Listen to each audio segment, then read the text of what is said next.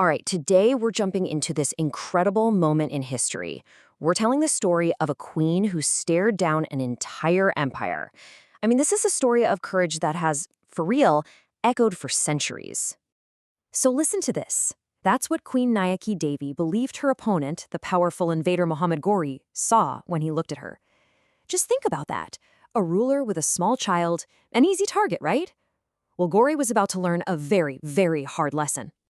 Okay, so let's set the stage. Our story kicks off during a time of, well, just massive conflict and conquest. The map of India, it was literally being redrawn with swords. The year is 1178. You've got Muhammad Ghori, the super ambitious sultan from what's now Afghanistan, and he's got his eyes set on India. He marches his terrifying army straight for the wealthy kingdom of Gujarat. And his goal? To plunder the legendary Somnath temple. But it wasn't just about the gold, you know. This was a power move. He wanted to establish his dominance, to carve out a brand new empire for himself. So if you just looked at the situation, it seemed like a total mismatch.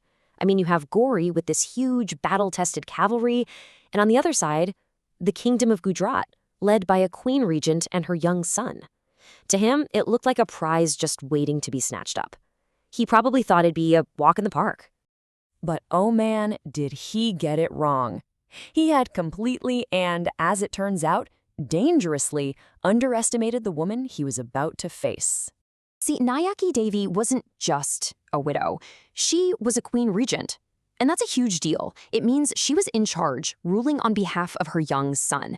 Think about that responsibility, especially back then when female rulers were so rare and often seen as, well, vulnerable. She was the sworn protector of her entire kingdom and the guardian of her son's future. Her job wasn't to sit and grieve. It was to lead and to defend her people with absolutely everything she had. So when this massive threat was marching right towards her, did she surrender? Did she run? Nope. She made a choice to meet this invasion head on. But, and this is key, she wasn't going to play by Ghori's rules. This fight was going to be on her terms. Look, she was smart. She knew she couldn't take on Ghori's massive cavalry out in some big open field. That would be suicide. So she came up with this brilliant, super daring strategy. She decided to use her greatest advantage, the one thing Ghori didn't have, her knowledge of the land. She turned the very ground beneath their feet into a weapon. The plan was simple, but absolutely lethal. Let Ghori's army march right towards the capital. Lure them into the rugged, hilly terrain nearby. Then, guide them into these narrow, treacherous mountain passes. And finally, spring the trap.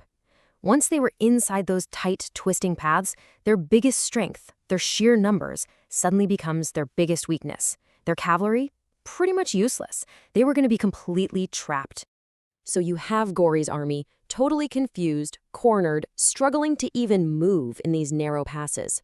The time was right. But here's the thing. This wasn't a battle she was going to command from the safety of some distant hill. No way. The queen herself was going to lead the charge.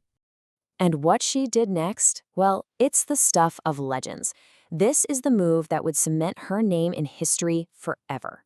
She got ready for battle in a way that very, very few rulers have, before or since. Because get this wasn't just a queen fighting for her kingdom anymore. This was a mother fighting for her child's life, for his future. She literally strapped her son to her back, got on her war elephant, and charged straight into the fight. Just try to picture it. In these tight, cramped spaces, her army, led by these terrifying war elephants, just smashes into the disorganized invaders. There's chaos everywhere. Ghori's army can't fight properly, they can't maneuver, they're completely routed. He was so badly beaten that he had to run for his life.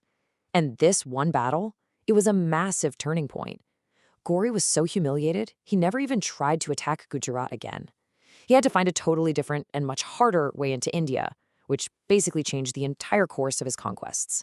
The story of Nayaki Devi is just this incredible testament to strategic genius and pure, raw courage. And it really makes you wonder, right? How many other stories just like hers have we missed? How many have been overlooked by history? Her victory saved her kingdom, for sure. But her legend, it kind of challenges all of us to go looking for those unsung heroes who have shaped the world we live in.